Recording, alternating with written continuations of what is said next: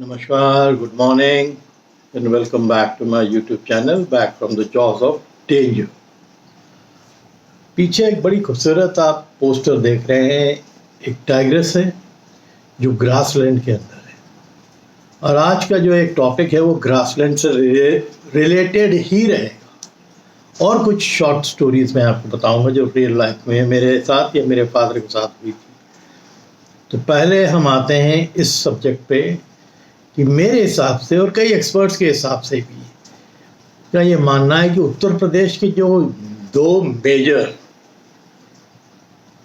Wild life parks हैं, जैसे दुधवा और पीलीभीत, इन दो पार्क्स की जो भी डिज़ाइनिंग हुई है उसके अंदर जो थोड़ी बहुत गलती है वो ये है कि इन दो पार्क्स में ग्रासलैंड बहुत कम है।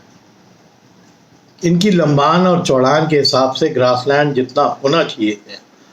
आप जैसे जाते हैं कॉर्बेट, तो डिकाला के साइड आप जो भी जाएंगे आप देखेंगे बहुत बड़ा ग्रासलैंड है। बीच में मालूम है कि 2 ह्यूमन डेथ्स हो गई थी, तो ग्रासलैंड डिकाला का बंद कर दिया गया था और उससे टूरिज्म को बहुत नुकसान हुआ था, क्योंकि डिकाला का ग्रासलैंड में उनको टाइगर की भी साइटिंग होती थी, हिरणों की भी होती थी, और लोग टूरिस्ट बहुत आते थे। अब ये तो टूरिस्ट और टाइगर साइटिंग की बात कर रहा हूँ।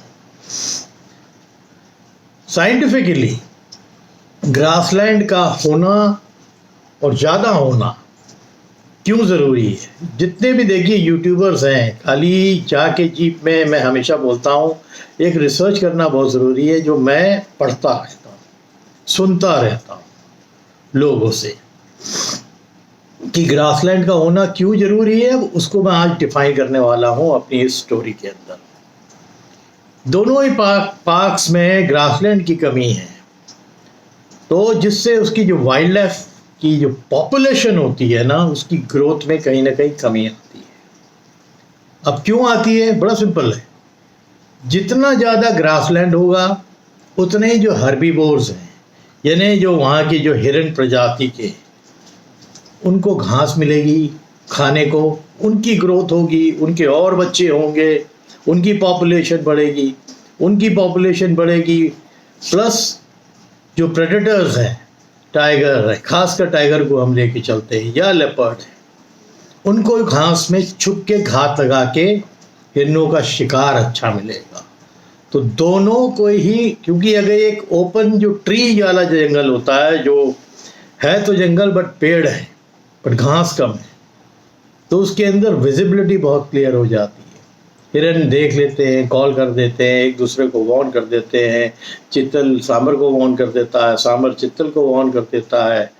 तो वो वहाँ पर ये हिरन प्रजाति जो है वो बच भी जाती है। बट ग्रासलैंड के अंदर क्या होता है कि ये जो टाइगर प्रजाति है, इसको भी चांस बहुत रहता है कि बहुत नज़दीक छुप के घात लगा के बैठ जाता है और अपना शिकार पकड़ सकता है। तो इसमें दोनों ही को फल फूलने के लिए बहुत अच्छी अपॉर्चुनिटी है। अब इसका एक एग्जांपल आपको मैं बता रहा हूँ। हमने तो इधर यूपी के दोनों जंगल, जिसका मैंने बताया, पीलीभीत टाइगर रिजर्व और दुधवा। पीलीभीत में भी ग्रासलैंड की बहुत कमी है, जो मैंने देखा था। जंगल बहुत सुंदर है, पेड़ों वाला जंगल है, बट ग्रासलैंड की कमी है। ग्रासलैंड का ज़्यादा क्यों होना चाहिए उसकी बात हम आज क्या करें। नेपाल हमसे बहुत छोटा कंट्री है, जो बट वाइल्ड लाइफ की जो कंजर्वेशन या प्रिजर्वेशन का जो उनकी स्कीम है ना, बड़ी ज़बरदस्त है। नेपाल में एक जगह है शुक्ला फंटा सेंचुरी। एक समय था कि वहाँ के फॉरेस्ट डिपार्टमेंट को ये लग रहा था कि यहाँ ना तो टाइगर्स की ग्रोथ हो रही है, ना हिरन की प्रजाति की हो रही है, क्या कमी आ रही है। तब बहुत से बाहर के लोग बैठे, उन्होंने डिस्कस किया कि यहाँ ग्रासलैंड की कमी है, ग्रासलैंड बढ़ाएंगे तो यहाँ की जो हिरणों की प्रजाति है उनको भी फल फूलने में बहुत आसानी हो जाएगी, और टाइगर्स के लिए भी हाइडिंग स्पेस है ये। जितने ज़्यादा हिरन उतने ही टाइगर्स के लिए भी शिकार, यानी कार्निवोर्स, टाइगर्स, लेपर्ड्स। तो उन्होंने क्या किया कि उन्होंने ये महसूस किया कि यहाँ ग्रासलैंड की कमी है, तो उन्होंने बहुत सा जंगल जो अंदर का था, जो पेड़ थे, बड़े पेड़ वाले जंगल थे, वो उसको उनको छाट दिया, कटवा दिया, और उसकी जगह उन्होंने घास लगाई। मीलों मील घास लगी रही। वो घास बड़ी हुई, समय बीतता गया। अब जो सैकड़ों की तादाद में वहाँ पर हिरन प्रजाति थी, वो कुछ ही साल में बढ़ के 4,000 4,500 हो गई। अब क्योंकि हिरन की प्रजाति बढ़ गई थी, तो टाइगर्स की भी पॉपुलेशन बढ़ गई, क्योंकि उनको पर्याप्त शिकार वहीं के वहीं उसी जंगल में मिलने लगा जहाँ पहले नहीं मिलता था, जहाँ सिर्फ पेड़ हुआ करते थे। दूर से हिरन देख लेते थे, भाग जाते थे। पर अभी उसको घात लगाने का मौका मिला, क्योंकि घास बहुत बड़ी बड़ी जैसे ये है, टाइगर ग्रास तो इससे भी ऊंची होती है, और एलिफेंट एक होती है, वो तो और ऊंची होती है कि अगर उसमें हाथी भी है, वो छुप गया तो वो पता नहीं लगता। और दूसरा ये कि जब आप ग्रासलैंड को पैदा करते हैं और समय में अगर आप चाहें उसको जलाने के लिए, तो आप जला भी देते हैं, और फिर नई घास आ जाती है, और फिर नई तरीके से वहाँ पर जानवर पनपते हैं। तो ये एक बहुत ज़बरदस्त एक्सपेरिमेंट था नेपाल गवर्नमेंट का, जो बहुत बेहद सक्सेसफुल हुआ, और उससे इंडियन गवर्नमेंट को भी आइडिया लेना चाहिए कि जो डिज़ाइनिंग हमारी फॉरेस्ट की हो रही है, अगर उसमें कोई खामियां नज़र आई हैं, खासकर ग्रासलैंड को लेके, तो अगर ये ग्रासलैंड उगा देते हैं तो ये निश्चित है कि दोनों वाइल्ड लाइफ को बहुत ज़्यादा फ़ायदा होगा। हिरन की प्रजाति बहुत बढ़ेगी, जब हिरन की प्रजाति बढ़ेगी तो टाइगर्स भी पनपेंगे उसी जंगल के अंदर। और यही हुआ कि वो जो पॉपुलेशन थी टाइगर्स की चुकलाफंटा में, वो भी बढ़ गई, और हिरन तो हजारों के तादाद में, जो सैकड़ों में थे वो हजारों के तादाद में हो गए। उनकी संख्या में बढ़ोतरी होती चली गई। इस जो एक्सपेरिमेंट को नेपाल की गवर्नमेंट, या जो हमारे वाइल्ड लाइफ की उसमें बोलते हैं ग्रासलैंड इफेक्ट, कि घास को उगाना, घास का ज़्यादा होना का इफेक्ट एक जंगल पे कितना ज़बरदस्त होता है, कि जो स्तनधारी जानवर है जैसे हिरन, और प्रेडेटर्स हैं जैसे टाइगर, दोनों ही पनपते हैं। और जो दूसरी इम्पोर्टेंट बात उस जंगल में पाई गई, वो ये पाई गई कि ये होने के बाद जो वहाँ के टाइगर्स थे, टाइग्रेसेस थी, उनकी ब्रीडिंग भी बढ़ गई, क्योंकि खूब पेट भर के उनको खाना मिल रहा था, ज़्यादा भागना नहीं पड़ता था, बच्चे दिए, और वो घास में घात लगा के उनको शिकार भी मिल जाता था। जब बच्चे थोड़े बड़े होते थे, उनको फीड भी कर देती थी, बच्चे भी हेल्दी रहते थे, उनके अंदर भी बढ़ोतरी होने लगी, टाइगर पॉपुलेशन भी बढ़ी, और स्तनधारी जो जानवर हैं वो भी बढ़े। तो ग्रासलैंड एक सब्जेक्ट है, इसीलिए मैंने जानबूझ के ये पोस्टर पीछे लगाया था कि ये ग्रास के अंदर से टाइगर एक देख रहा है। This is an ideal place for a tiger to hide and have patience and wait for the, जो भी उसका शिकार है उसके लिए वेट करें। दुपक के अगर भी टाइगर बैठ जाएगा ना, अगर आप बगल से भी चले जाएगा, आपको उस घास में वो दिखाई नहीं देगा। कितने केसेस में कितने जो हंटर्स हैं उन्होंने बताया कि वो गुजर गए और पता ही नहीं लगा, बाद में पता लगा कि उनके जूते के निशान में जो है टाइगर के पग मार्क्स वापसी में दिखाई दिए। ये तो यही है, ये इसका फैक्ट है। तो उम्मीद करता हूँ एक बड़ा इंटरेस्टिंग आपको आज एक सब्जेक्ट मैंने बताया कि एक्सपेरिमेंट करना और प्रैक्टिकलिटी, खासकर अपने जंगलों को बढ़ाने के लिए, वाइल्ड लाइफ को बढ़ाने के लिए, वहाँ की जो प्रजाति उन जंगलों में पनप रही है उनको बढ़ाने के लिए कुछ ना कुछ चेंज करना चाहिए। और नेपाल जैसे छोटे से कंट्री ने हम लोग को वो रास्ता दिखाया। तो ये बहुत अच्छी कहानी थी। उम्मीद करता हूँ कि आप लोगों को पसंद आई होगी। साथ ही में एक दो शॉर्ट स्टोरीज जो रियल लाइफ में मेरे फादर के साथ या मेरे फादर के कैंपर्स के साथ हुई थी या मेरे साथ ही हुई थी, वो भी बता रहा हूँ।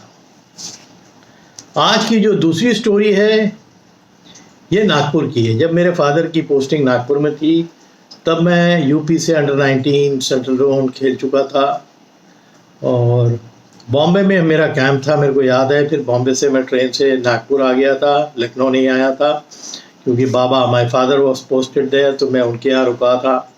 और हमारा जो घर था ना, वहाँ एक एरिया है जिसको बोलते हैं सेमिनरी हिल्स, वो एक हिल है, उसके ऊपर मकान बने हुए थे। तो ये मैं आपको 77-78 की बात बता रहा हूँ। तो उस टाइम पे वहाँ पर पॉपुलेशन सेमिनरी हिल्स में कम थी, कम लोग बसे हुए थे, बाकी नागपुर वहाँ से आप। और जहाँ हमारा मकान था वो पुराना ब्रिटिश टाइम का मकान था। एक हिस्से में फादर रहते थे जो ड्रिलिंग इंजीनियर थे, और जो सामने का हिस्सा था, जो खूबसूरत हिस्सा था, जो पहाड़ के बिल्कुल क्लिफ में था, वहाँ पे एक अंकल रहते थे, वो माइनिंग इंजीनियर थे, वो भी जियोलॉजिकल सर्वे ऑफ इंडिया में ही थे।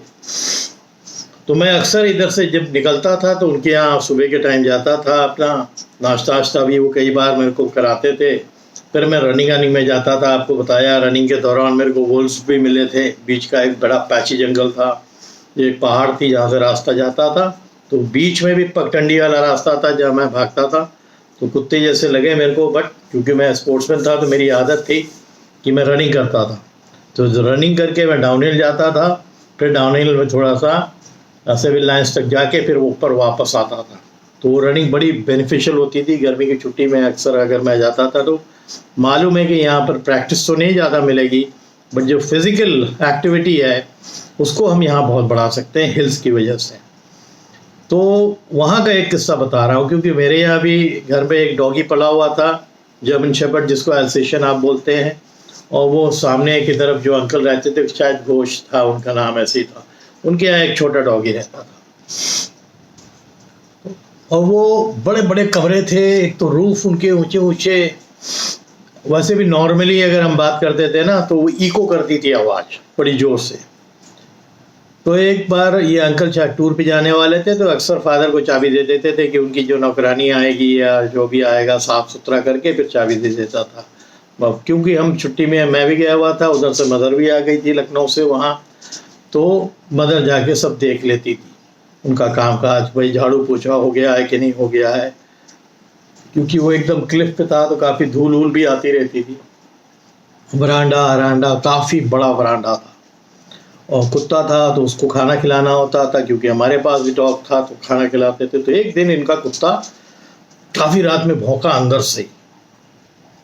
तो फादर को तो वाइल्ड लाइफ का एक्सपीरियंस था, वो उठे, फिर मेरे को उठाया, बट रात का वक्त था तो जाना, उन्होंने कहा कि ज़रूर कुछ ना कुछ जानवर आया, पता नहीं भेड़िया आया है क्या। वो तो यही कह रहे थे कि भेड़िया आया है, क्या आया है।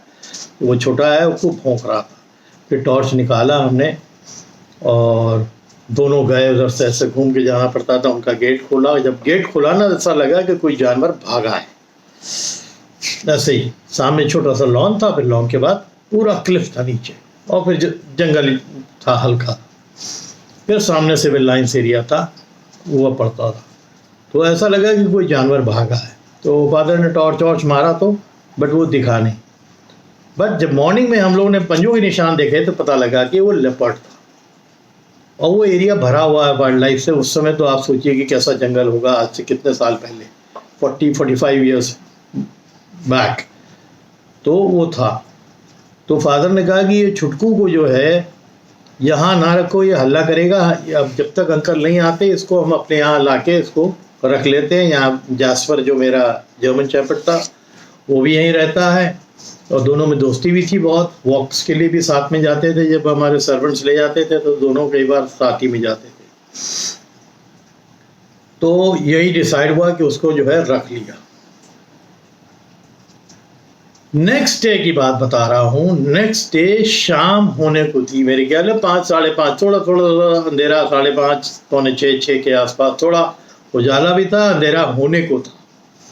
तो फादर ऑफिस से आए थे, तभी उन देखे गए। वो जंगल में रहते रहते उनके कान कितने तेज हो जाते हैं कि उनका एकदम से ध्यान गया कि आवाज़ हुई है अंकल के घर की तरफ, कि किसी, मेरे को लग रहा है किसी जानवर ने उनके दरवाजे को स्क्रैच किया है, चलो देखते हैं। तो जैसे ही हम लोग बात करते करते उधर की तरफ भागे ना, तो देखा कि एक लेपर्ड जल्दी से पलटा, और उनका जो बाहर निकलने का दरवाज़ा था वरांडे से, बड़ा सा वरांडा था, उससे निकल के फिर वो जंगल की तरफ भाग गया। तो वो काय के लिए आया था? वो आया था वो कुत्ते की सर्च में, जो छोटू था, जो भौंकता था। अब उस दिन क्योंकि वो नहीं भौंक रहा था, तो लेपर्ड क्योंकि वो आता था, अक्सर आता होगा उनके फेयर में कि मिल जाए किसी दिन। अब वो तो अगर इधर आता और मेरे बड़े वाले डॉगी को घेर लेता तो उसको भी पकड़ सकता था। हालांकि जो बड़ा एल्सेशियन है वो थोड़ा फाइट बैक करता, वो छोटा सा जो छोटी ब्रीड का कुत्ता है वो उससे क्या फाइट करता, वो तो चूहे की तरह उसको पकड़ के ले जाता। बट फिर ये था कि इसकी हैबिट हो गई है, यहाँ इसको जो है एक चपरासी फिर ऑफिस का था जो रहता था हमारे सर्वेंट क्वार्टर में, उसको वहाँ पर रखा गया कि तुम थोड़ा सा यहीं पर रहोगे अंदर के कमरे में और देखना कि ये अब ना आए। और ये कारगर निकला। देखिए आप, आइडिया होती है फादर की, उन्होंने बोला कि नहीं ये छोटू को भी हमारे यहाँ साइड पे रखो, क्योंकि ये ज़रा भी इधर उधर बाहर निकला जब बाई आती है, जब है, अगर वो टाइगर इसके ये लेपर्ड उसके फेर में है तो किसी न किसी दिन में ही उठा लेगा, वो ज़रूर इसकी ताक में रहता होगा। ये बात हो गई, बात ख़त्म हो गई। 3-4 दिन के बाद जो हमारा सर्वेंट था उन दोनों को घुमाने ले गया, और घुमाने लेने की वजह से क्योंकि वो हमारे यहाँ रहने लगा तो उसकी भी छोटू की क्यूरोसिटी हो रही थी कि जिस घर में हमको रखते हैं वहाँ क्यों नहीं ले जाते। एक ही घर है, एक हिस्से में वो आ गया था और पहले मैं रहता था जो क्लिफ के साइड पे था। तो पता नहीं उसको किसी से बात करने लगा हमारा सर्वेंट, और वो निकल के शाम के टाइम पे जब घूमने की बात होती है वो निकल के अपने घर की तरफ लॉन पे चला गया, क्योंकि वो लोग भी मार्किंग करते हैं पेशाब कर करके, है ना, उनको पॉटी करनी होती है, पेशाब करनी होती है तो घुमाने ले आना पड़ता है, मार्किंग करते हैं तो ज़रूर वो मार्किंग करता होगा। उसी ने वहीं पर लॉन में चला गया और वो सूंघ ही रहा था, पता नहीं कहाँ से ये छुपा हुआ था लेपर्ड आया और एकदम से उठाया, और इसकी जो चिल्लाने की आवाज़ हुई तब तक तो हम लोग इधर से भागे और देखा कि वो लेके चला गया नीचे। जब वो जब काफ़ी स्टीप था, वहाँ जंगल भी था तो आप जा नहीं सकते थे ना, वहाँ से लेके सिविल लाइन्स में, इधर सिविल लाइन्स दिख रहा है, इस तरफ जंगल का एरिया था, सेमिनरी हिल्स में भी जंगल था, तो वो जंगल के एरिया में ले गया। अब आप उसको फॉलो भी नहीं कर सकते हैं, और पक्का था कि वो इतना छोटा सा कुत्ता था कि उसको तो उसने कुछ ही पल में मार दिया होगा। तो फादर ने कहा आप छोड़ो। और जिक्र ये था कि रिस्पॉन्सिबिलिटी देखे गए थे अंकल, तो सब हम लोग को गिल्ट लग रहा था कि एक कुत्ता ले गया उठा के, और डांटा भी सर्वेंट को फादर ने बहुत कि तो जिम्मेदारी तुम्हारी थी उसको देखने की, अगर वो अपने घर की तरफ गया था तो तुमने उसको ठीक से क्यों नहीं देखा। तो ये छोटे छोटे से इंस्टेंसेस होते हैं जो रियल लाइफ में आप फेस करते हैं, और हम लोगों ने देखा हुआ है। कैंपों में तो बहुत है, बहुत सुना, बहुत देखा। ये तो मैं शहर की बात बता रहा हूँ, नागपुर की, नागपुर टाउन की। अब तो हम तो गए नहीं सालों से, सेमिनरी हिल्स कितना ग्रो कर गया होगा ये मालूम भी नहीं है। उस ज़माने में ज़्यादा ग्रोथ नहीं थी, लोग आके बसने लगे थे, कुछ गवर्नमेंट के फ्लैट्स बन गए थे और स्कैटर्ड मकान थे, कुछ ऑफिसेस थे। जिस समय मैं वहाँ गया जब मेरे फादर की पोस्टिंग हुई थी, पहली पोस्टिंग, मेरा बचपना भी नागपुर में रहा, बिशप कॉटन में मैं पढ़ता था जब नर्सरी से लेके फर्स्ट सेकंड थर्ड तक। फिर बेंगलोर पोस्टिंग हो गई फादर की, तो बेंगलोर में भी बिशप कॉटन था तो वहाँ हम शिफ्ट हुए थे। बट ये होता था तो बहुत फ्रीक्वेंट हो जाती थी। फिर उनके तो 9 महीने के बाद हैदराबाद हो गई, तो हैदराबाद वो नहीं ले गए क्योंकि पढ़ाई में नुकसान होता था, तो हम लोग बेंगलोर रह गए। फिर ये तय हुआ कि अगली जो पोस्टिंग लेंगे, क्योंकि इनकी बड़ी सिस्टर लखनऊ में रहती थी, तो लखनऊ लेंगे। जब लखनऊ की पोस्टिंग आई तो फिर फादर ने डिसाइड किया कि अब ये कॉन्वेंट छोड़िए आप और सेंट्रल स्कूल, केंद्रीय विद्यालय, क्योंकि ये पूरे इंडिया में थे, ये सेंट्रल गवर्नमेंट की स्कीम थी कि आप मिड टर्म में भी जाएंगे तो आपका एडमिशन हो जाएगा। तब फिर हम केंद्रीय विद्यालय में आए लखनऊ में। जिस समय मैंने केंद्रीय विद्यालय में एडमिशन लिया था, 6th में था या 5th में था, मैं याद नहीं, तो केवल एक ब्रांच थी, वो था कैंट में। अब तो बहुत ब्रांचेस हो गई हैं, हर सिटी में बहुत ब्रांचेस हो गई हैं।